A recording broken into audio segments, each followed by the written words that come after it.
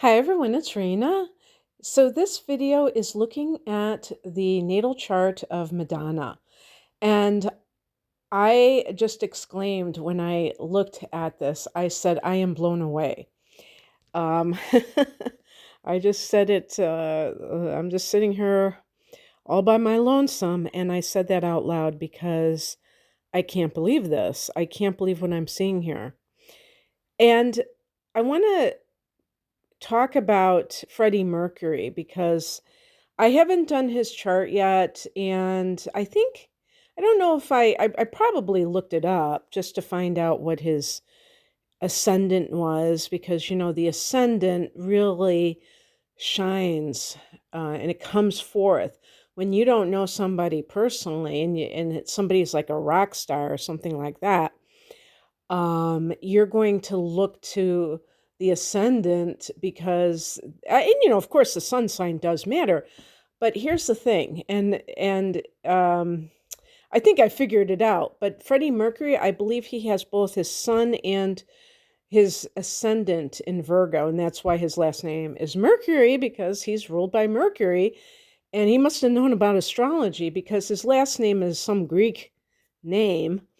Even his first name, I can't remember. I don't think it was just like Frederick. I think it was like some other name. But anyway, I'll have to do his chart sometime. And I think his son was in the 12th house. And I'm like, his chart made me question astrology because it just did not seem to jibe with his persona one iota, because we know like how histrionic he was, how like what a ham he was. And we could say something similar about Madonna, and she has her son, she's got a stellium in the 12th house, including her son in Leo. And she has Virgo rising. So it's like, it's just blowing my mind here. So I'm going to talk about a few things. I'm going to talk about the moon sign, because that's another thing too, because her moon is in the first house, and it's in conjunction with the ascendant. So that blows my mind. Now, of course, you could say somebody who's artistic, if they have the moon right there, but because of her behavior, it strikes me as really amazing. So I'm going to touch upon a few things. First of all, I'm going to talk about her personality, and I'm talking about outside of, off stage. And obviously, I don't know her personally, so, when she does an interview, she still may be on and not really herself, her true self. But one of the things I picked up on with Madonna, I always felt like she had kind of this snark about her. And so, it's funny that she is both moon and her ascendant in Virgo, and they form a conjunction, because I have the moon in in Virgo too, but my sun is in Sagittarius, but we both have fire suns and Virgo moons, and she has Virgo ascendant. And the reason I find, and she, oh wow, she has Mercury in Virgo too. So the reason that I find that significant is that Virgo, I feel like the moon in Virgo versus the sun in Virgo can be kind of the more snarky version, because Virgo is known as being critical. And I call it persnickety, where, everything has to be just so for the person to feel like, okay, this thing is okay. And otherwise, you can find something to critique about it. But some people kind of give off the snarky vibe, and I think sometimes I probably do. So I can't act superior to Madonna or anything. But I think I picked up on some kind of arrogance from the Leo. And what I think is going on is it is kind of a mask for maybe insecurity. Now, you could say, um, no shit, Sherlock, because that's what people who are arrogant, they tend to be insecure inside. But some people are really good at fooling others into thinking that they are, in fact, superior. And that's what I'm kind of getting at. Some people, like, you can kind of say, oh, yeah, that person has low self esteem. But, Madonna, she was not a spring chicken when she hit the big time. Not saying that she was like elderly because she wasn't even 30 years old, but she was, for a pop star to start out, she wasn't that young because she was born in 1958. And the first time I saw her was, I think, in the beginning of 1984. So her birthday is in August. Well, I guess she was only 25. She wasn't that old, but to me, she seemed a little bit older than average. So I'm going to talk about maybe some of the personality traits that may make her who she is.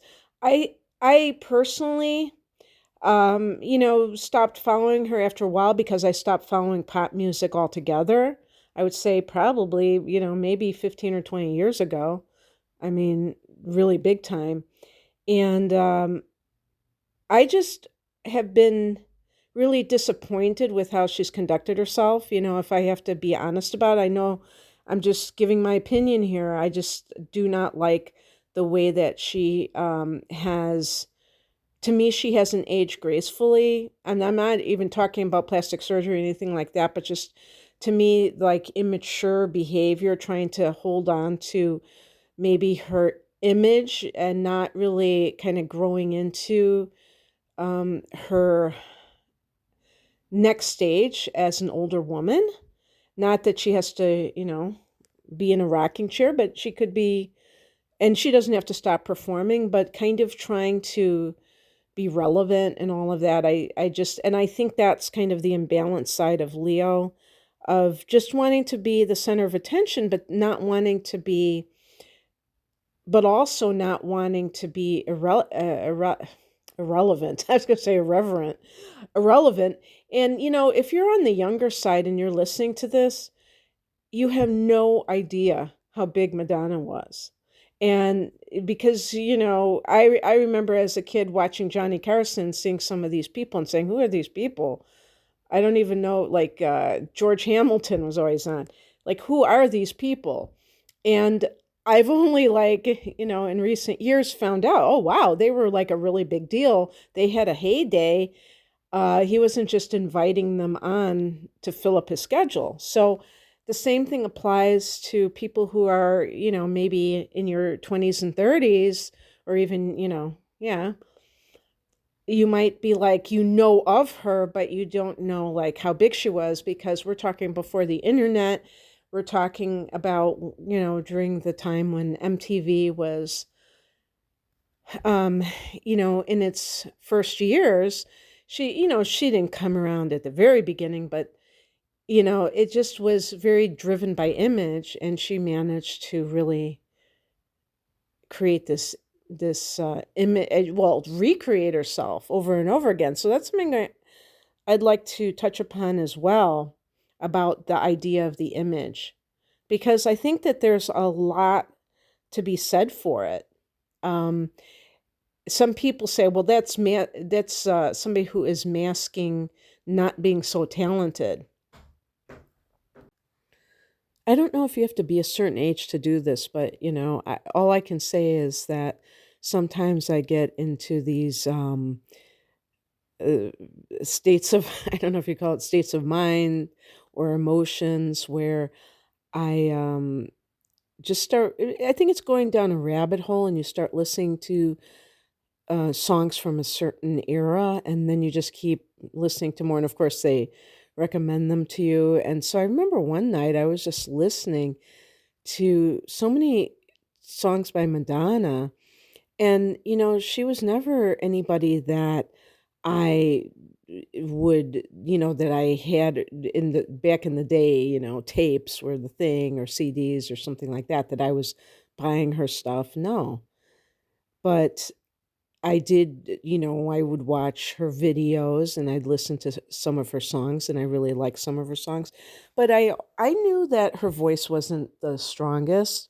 She was a choreographer, so she was more of a dancer, but even as a dancer, she was one of those people that had talent, not necessarily like amazing talent in one area, but she kind of had some talent in multiple areas. And probably her biggest talent was being able to promote herself and to be, I think, an overall show person, show woman. And so I want to just kind of mention why I think that is. And also with her relationship with her father, as well as her relationship with men, because of course we could say too that those go hand in hand. And also just looking at, is there anything in her chart that speaks to her creativity, to go into a creative field to begin with, and, what does that look like? So I think I'm going to start with her career and talk about that. So if you look at the midheaven, well, first of all, one of the things when I do private readings is I have like a career life path type of reading. And there are three main things I look at. I look at the sun sign, I look at the midheaven, and I look at the north node. Okay. But all three of those things can speak to different areas, interests, and talents. Okay. And of course, the midheaven and planets that might be in the 10th house. Okay. So for Madonna, she's a sun in Leo. Well, we know Leo in astrology rules the fifth house of love and creativity. And it also, Leo is ruled by the sun. So the sun represents what we are shining a light on to the world. It's like a masculine influence. So it is projected outward. So this is why Leo is considered such an extroverted sign. Okay. And the thing that's interesting about Madonna is that her sun is in the 12th house, and this is Pisces domain. So when somebody has a sun in the 12th house, that's going to be a sub-influence of Pisces, and it doesn't matter what sign it is. It doesn't matter if it's Aries, Leo, whatever. That's going to lead to a person who there may be some kind of theme of victimization that comes to them in one form or another. And Madonna's relationship with her father appears to have been problematic, and I think it was probably more so than she even led on at the time of when she was doing interviews, like when she first came out, and even, years into it. She has a song. There's a couple of songs that people probably know what I'm talking about, that, she has father in the title. Like she has one, Papa Don't Preach. And then she has one, and I like that song, but I like the other one. I think it was called Oh Father or something. To me, those are two of her strongest songs. And the thing about a masculine sign woman having daddy issues is a real interesting dynamic, because many people probably know this, but Madonna's mother died when she was, I think, about 8 years old, something like that, very, very young. And I was also going to talk about that. And when I look at her fourth house of home and family, she has Saturn there, and Saturn can be this austere and also authoritarian type of environment in the home environment. And Saturn also represents the father. So it's like, but the fourth house to me is the mother, and the 10th is the father. So when Saturn's in the fourth, it's like the father, in this case, the father became the mother too. But it was this authoritarian type of thing.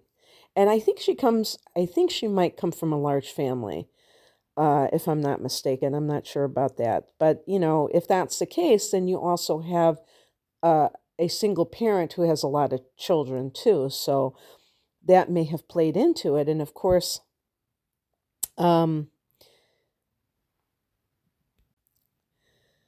if she does come from a large family, and she's a Leo, that could have made her feel like she was not seen. And this is where the imbalance of Leo can occur. But now that I see that her sun is in the 12th house, that makes a lot of sense. Because Leo, the sun is exalted in the first house. And the first house is Aries domain. So it's the house of the self, which makes a lot of sense that the sun would be exalted there. But if the sun is in the 12th house, that is kind of, you could say it's debilitated by virtue of that. She also has a square from the sun to Mars. She has a square from the sun to Mars and an opposition to Chiron. I find it very strange but interesting that she has this hard angle from the sun to Chiron, because that can mean that she had identity issues. And it's funny, I said she had identity issues, but she had so many different personas, or whatever you would call them. There's another word I'm looking for, but this where she would go into these different phases. People would say like the Vogue period in like 1990, and she bleached her hair white blonde, and she was really buff. She was working out, and she was wearing um, outfits that showed off her buff shoulders and things like that. And of course, at the beginning, when she made Desperately Seeking Susan, I can't remember if that was 1984 or 1985. It might have been 84, but it's funny because this is over 40 years ago that we're talking about. But she was one. Now, she wasn't really the first. That was another thing too about like creating trends that I wanted to talk about too, because to be fair to somebody like Cyndi Lauper, wearing all those bangles on her arms, and that kind of a look. Cyndi Lauper was doing that, and that was other people, especially like new wave artists, maybe in the UK and stuff. There were other people, women, doing that kind of thing too. So I don't know who actually started the trend, but you could say that Madonna was a setter for sure. And one thing I want to say about that is that she has Venus in the 11th house. Now, Venus is about beauty, but we can also say about fashion that would fall into that category. And the 11th house is the collective. So it's kind of like having the pulse on the collective when it comes to artistic sensibilities, but it's like kind of a mass consciousness versus, uh, you know, when you're talking about art or culture, it's not about the masses. That's not really what drives something to be good or to be bad, because you could talk about the lowest common denominator. But when you're talking about fashion, it really can be a plus, because it's something that people adopt, clothing, people wear clothing and things go in and out of style. So I could see that Venus in the 11th house would make a lot of sense there. But getting back to maybe some of her even psychological state, the 12th house can be mental health as well as the spiritual realms. And I actually think that those are one and the same to a large degree. Whereas the sixth house is the work and the practical matters of life, and Chiron is there. So I think, without knowing, reading one of her biographies or anything like that, I would assume, she came from an Italian family, probably. I don't know what her father did for a living, but I'm assuming, the area that she lived in, that she was born, and I think she was raised there, is called Bay City. I don't know if that's like kind of a working class area, or not. It's funny because there was a group in the 70s called the Bay City Rollers, so that must be where they came from. And that's kind of funny because I'm sure that since she was born in 1958, she probably liked some of those songs that came out then. But when you have that opposition from the 12th to the 6th, and Chiron is in the 6th, I think there might have been pressure maybe to do something conventional, to do something considered productive. She went from Michigan to New York City in her late teens. And that was her training ground. I believe she studied dance, but in any case, she did do some nude photos that showed up in, I think it was in, yeah, probably Playboy or something like that, after she had established herself. And I remember reading the article that went along with it, where they were talking, the person who took the photographs was describing her demeanor at that time. And she had dark hair then. This was before, yeah, I guess it was probably before, yeah, she hadn't, obviously she hadn't made it yet. And she hadn't like created that version of herself that was the pop star yet. But she was probably doing everything she could to make it. And that was one of the routes that she decided to take. But she had a band when she was there, but she was also, I think she was studying dance or, being a choreographer and things of that nature. And so, how do we look at that in the chart? Well, first of all, when people have planets in the 12th house, especially the sun, and she also has Mercury there, we can say that they are intuitive. And I believe, I love reading autobiographies and biographies of famous people, because one of the things that fascinates me is how the person got to where they ended up. How did they ascend to fame, or you know, yeah, I guess you'd call it fame. To me, that's superficial, but where they became well known and respected, and usually there's like a guiding force. And the truth is that I believe that a lot of these people must have some connection to this understanding of what was going to unfold, because otherwise it would be very, very easy to get discouraged, because there are usually a lot of setbacks along the way. And somebody has to really believe in themselves to persevere. And I think that, even people who have self doubt, some of them have gone on to, become very um, well known and successful. And they still, had that guiding force. So I have a feeling that that was true for her, because, she had to go a long way from, the Midwest to the East Coast just to even begin the process. And that takes a lot of guts. And, and then it took her years to get there. If she was in her late teens, like 19 when she arrived, that's what I remember. And she didn't make it for at least 5 years, or maybe even 6 years. So that's a lot of grinding, before you actually see the results.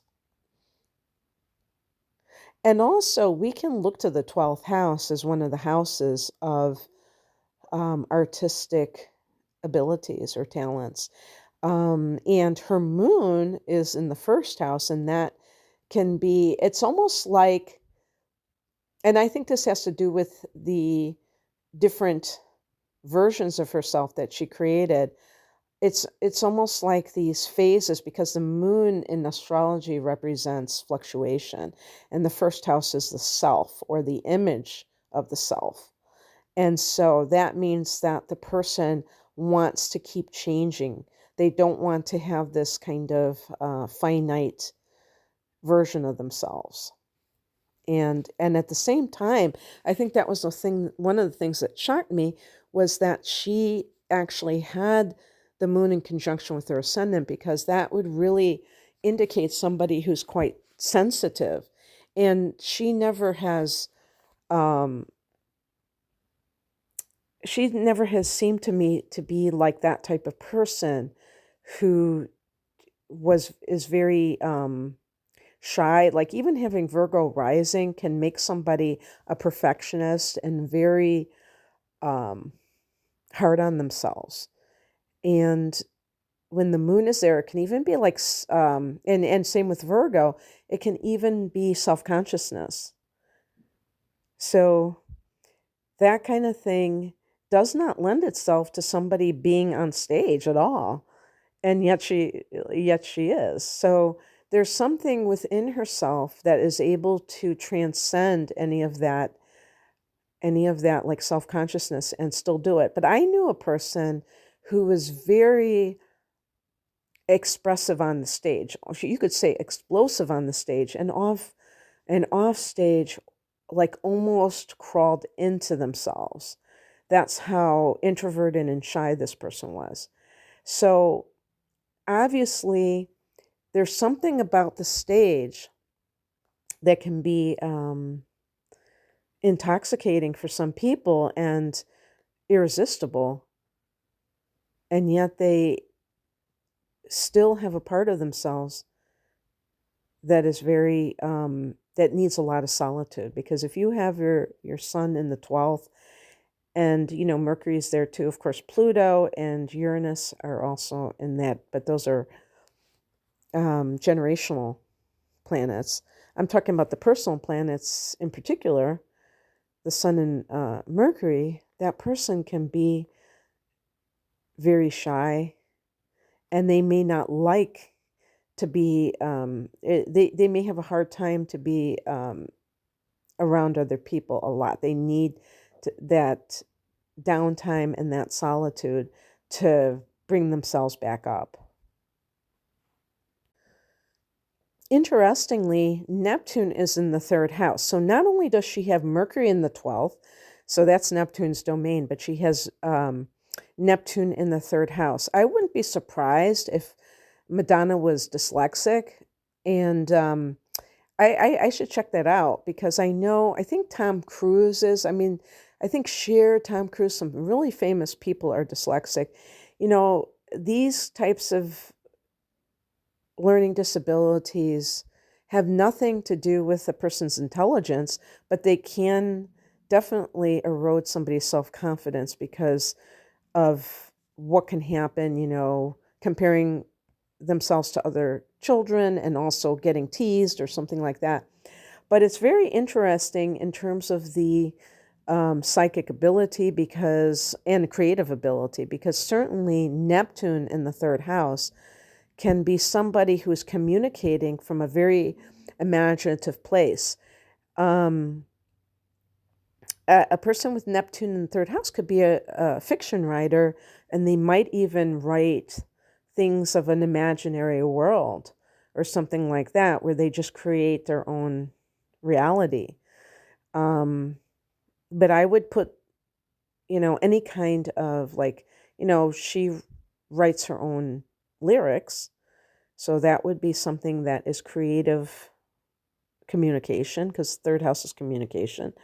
But it can also be that traditional schooling just didn't cut it for her. And I don't know, maybe she got like straight A's. I have no idea. But I will say for anybody who has Neptune in the third, they may, have struggled in school. They may have had trouble with either reading or decoding, as they call it, and that was from dyslexia or any other kind of learning disability, but including ADD, things that make the mind inattentive and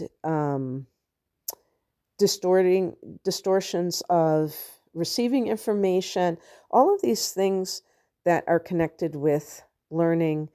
But that's the thing, is like that's linear, and the creative is right brain.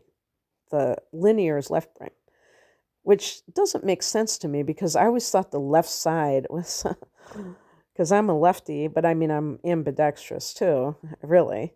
But I mean, I always thought the left was the one that was a little off kilter, And actually, that's the linear mind. So that's what I would say too with her Mercury in the 12th house. And it can even, when somebody has Mercury in the 12th house, they may even have past life memories that bleed through.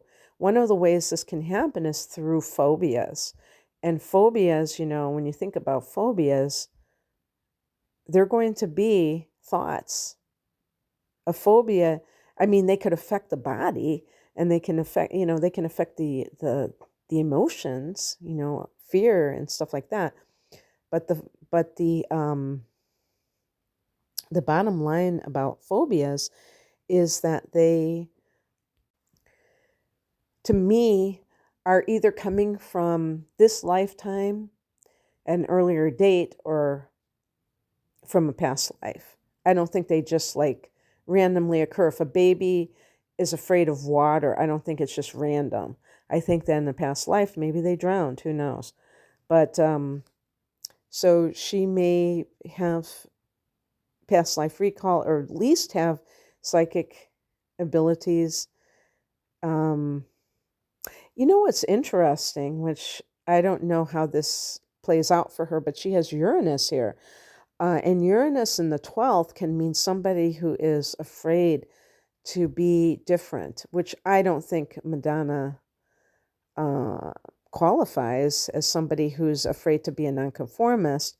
But I have seen this, and somebody has Uranus in the 12th house, they can be afraid to be different. Maybe that applied to her up until a certain point, and then she just had to let that go. Pluto in the 12th house can be, both Uranus and Pluto in the 12th can indicate somebody with intuitive abilities as well. And Pluto is actually somebody who has a very strong understanding of psychology from a very deep level. And, whether that person puts it to good use or not is a different story. Now, her Sun and Pluto form a conjunction, so that strengthens that bond. And it really, I think that's one of the things that I was picking up on, to be honest with you, is that maybe because this would be kind of a scorpionic thing. And maybe that's when I said she was being kind of snarky. I also felt like that domineering quality, and I was thinking that was like just pure Leo, but it could be a little bit of that Scorpio too. But I really feel that the moon, in the first house is kind of like a defense mechanism to act like that.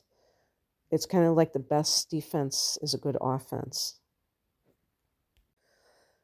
One thing that I think it might be true about her, at least when she was younger, she did seem like she had a round face, a moon face. And somebody who has Cancer rising, or maybe the moon in conjunction with the ascendant, could have like a round face.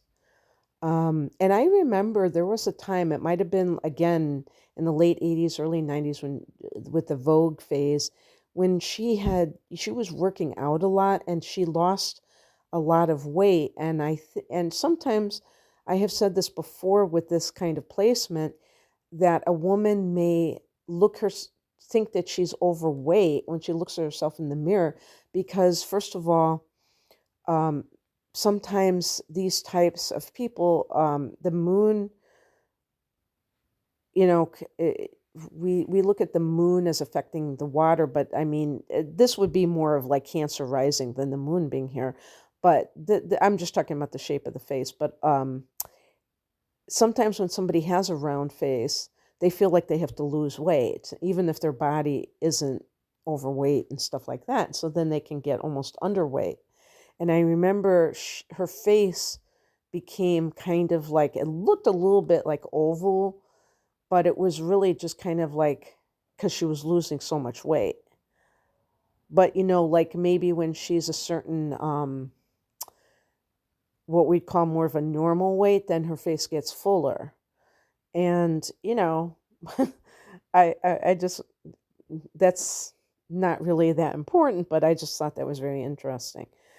In the second house of earned income, she has the North Node in Jupiter, and she also has a conjunction. Yeah, and those are in conjunction, but also Jupiter and Neptune form a conjunction. And what I would say about that, you know, obviously these are not personal planets, but they, to me, you know, to have that conjunction in the second house, to me, it almost guarantees wealth. I mean, I have Jupiter in the second house. Donald Trump has Jupiter. I think there's some other billionaire has it. But the point is that that alone isn't necessarily the whole story. But when somebody has a North Node, that is the person's destiny. And I can't remember, again, like, because I don't remember what her dad did for a living, so I don't remember like what kind of a socioeconomic class she comes from. I'm just assuming it was working class because of those areas in Michigan, you know, they might be kind of, you know, factory towns or whatever. But it's like you can have, you can be, or even if you're middle class, you don't just have to be working class, you could be middle class. And some people who are blue collar, you know, they make enough that they are considered middle class. But it's like you have a lot of kids, you know, there's different factors that might have made it that she didn't really come from, maybe she came from more humble beginnings, but it was still assured. And that's kind of like what sometimes you can see is that there's going to be an ascension in terms of the personal wealth. And that's how it is. That's what it's meant to be. Now, what's interesting is that the conjunction is in Libra, and that is a sign that's ruled by Venus. So Venus can be the arts. And but you know what's interesting about her is that she's ruled by Mercury because you know, Virgo is her ascendant, and her midheaven is ruled by Mercury too in Gemini. And one thing I want to say about Neptune in the third house, and then talking about the Gemini midheaven, this is one of the things that I feel is part of her whole story of success. It's like we talk about the image, but there's something beyond the image, and it's the communication of that image. It's not, you know, you can have, you know, Marilyn Monroe is an icon, even though she's been dead for like over 60 years. She's an icon, and you know, even a child might, you know who she is and stuff just by, it's one of those things. It's like Elvis, it's like Abraham Lincoln, it's these things. And the thing about it is, there's something beyond that image that is being communicated. And with Madonna, one of the things that solidified Madonna's what we would call now legendary status is that I think it was around 1986 seven, I don't know, in the 80s. I think it was like maybe 87, 88, something like that. She wrote a book called Sex. A real subtle book, really subtle book.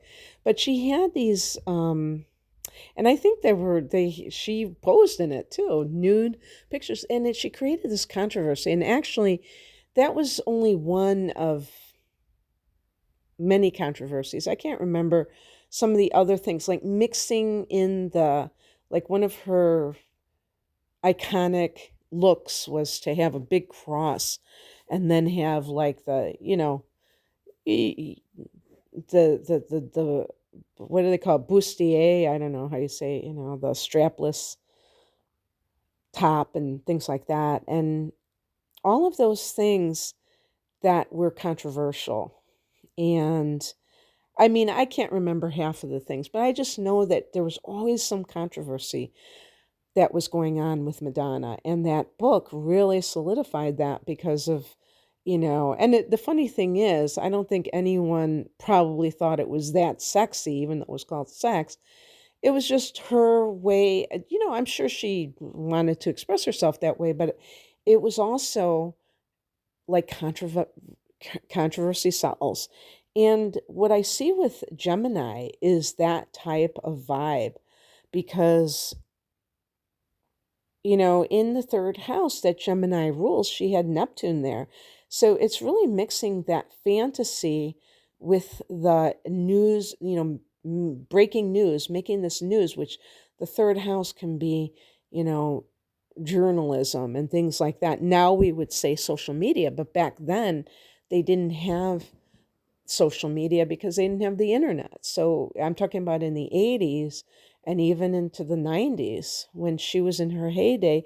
The internet was not there, but we did have pop culture in the form of video shows that were able to, promote the visual along with the song. And, there was a lot of controversy about that because a lot of people said that it was like making it so that the image was more important than the art. But the thing is, that's what Gemini, you could say Gemini is the advertising agency. So she has Neptune, this imaginative, fantasy laden influence in the third house that Gemini rules, and she has Gemini as her midheaven. Then it makes a lot of sense that she took that route because that was the route that got her where she needed to be. Whereas someone else might have done it a different way. And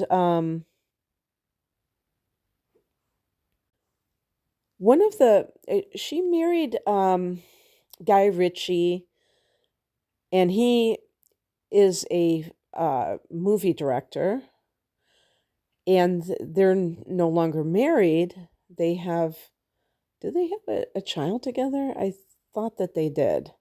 But in any case, maybe they don't. I think they do, though. He is a Virgo, and I see that she has so much Virgo here that it makes a lot of sense that she might have been attracted to somebody. Like even her Venus is at 0 degrees of Leo, which means it's on the cusp with Cancer, and her Mars is in Taurus. And one thing about having Mars in Taurus, besides the fact that's a fixed sign, I call this a steamroller effect where the person, when they have a goal, because Mars can be your goals, they're going to just like come hell or high water. It's just, they're just going to go for it. And the fact that her sun is also in fixed energy and it forms a square to Mars, that shows that she was not going to be deterred.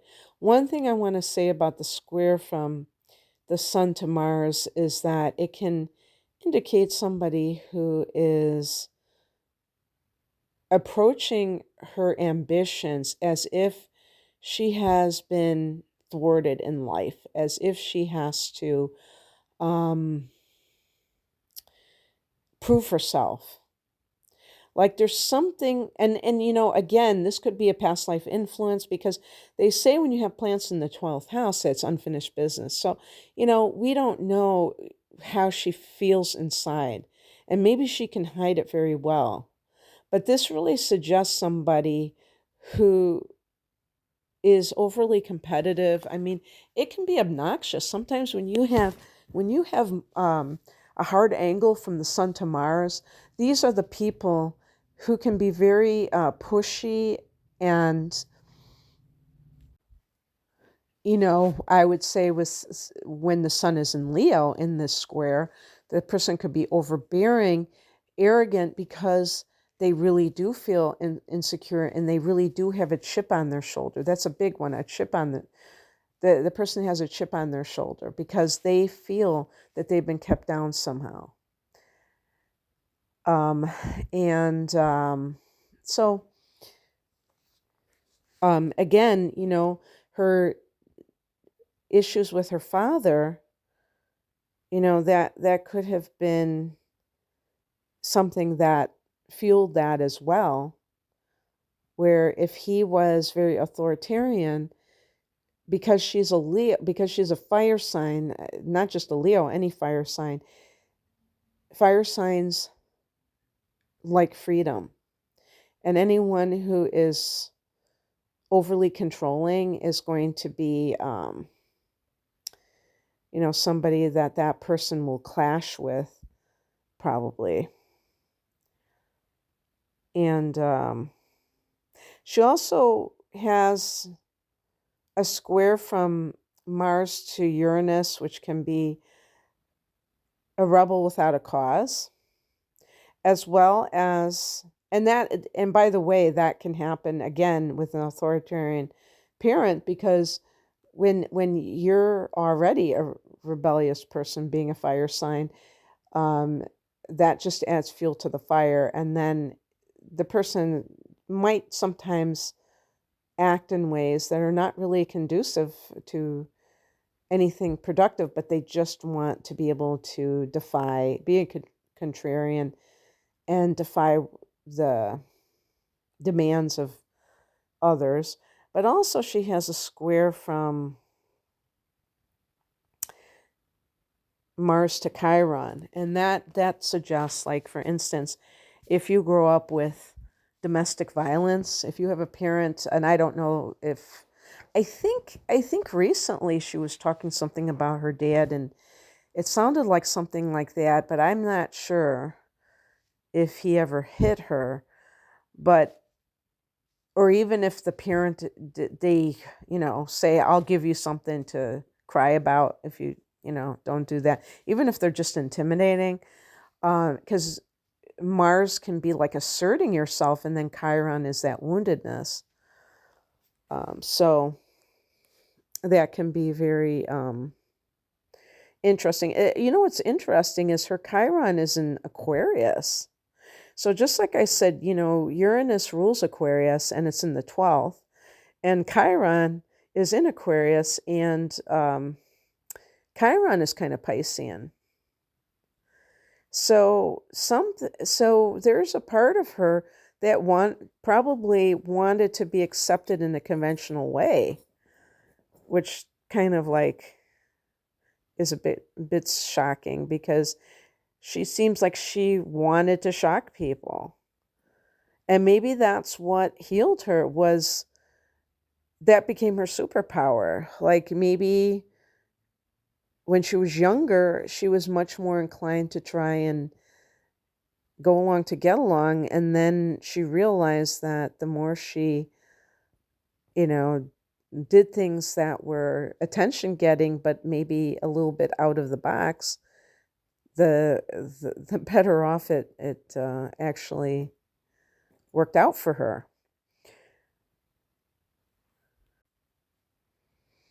So I think I'm going to leave it there. And I really, one of the things I wanted to say about, romantically and stuff, she was married to Sean Penn. I think they were legally married. And he's a Leo. So her Venus is at 0 degrees of Leo. He's a Leo, but that didn't work out, and to say the least. And that, Sean Penn was probably a lot like her father. And so she married this other guy who probably, they used to call him Mr. Madonna, which was kind of derisive. And I think that led to him divorcing her, because he might have felt emasculated, in terms of, all these kind of the pressures of being in that situation, and overshadowed when he had his own career in show business too.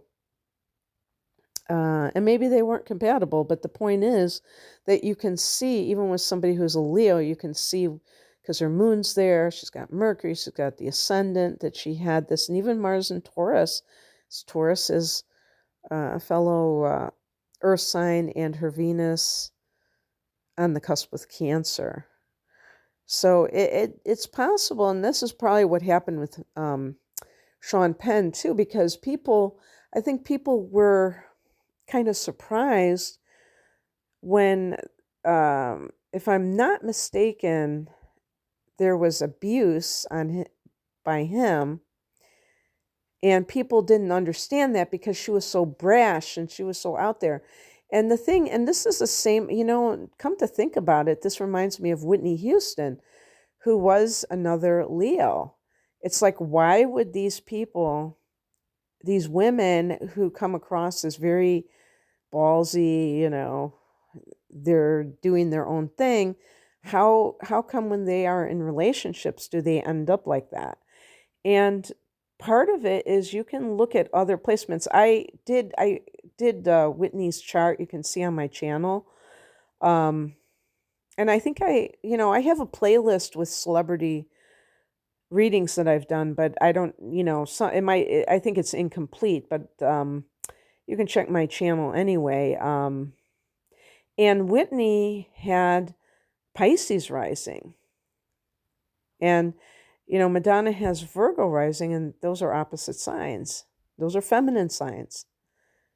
And, I can't remember Whitney's other things. I know she had the moon in Aries. She had that definitely had the masculine side too, but she may have had more passive feminine influences that affected her love life, possibly. So anyway, that's why, sometimes people are an enigma, because sometimes they have different sides. They're not just like consistent in terms of their personality. And so it can seem to contradict, and it does contradict, but it doesn't mean that the person is being false. They just have a different way of approaching their personal life compared to their career. So that's what I have for you, and I hope that you enjoyed this, if you've stayed this long. If you'd like a private reading, the link is below. Take care. Bye.